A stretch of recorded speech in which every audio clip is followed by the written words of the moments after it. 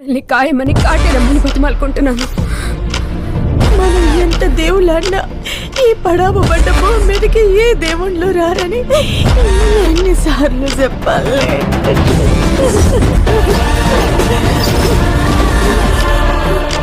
మళ్ళీ ఏం చెప్తున్నావే? దేవుళ్ళు ఎట్లనో రారన్నావు కదనే, అందుకే ఇటు తిరిగి మొక్కుతున్నా. రాక్షసుడన్నా వస్తాడేమోనని. ఎంతమంది సార్? ఒక్కడు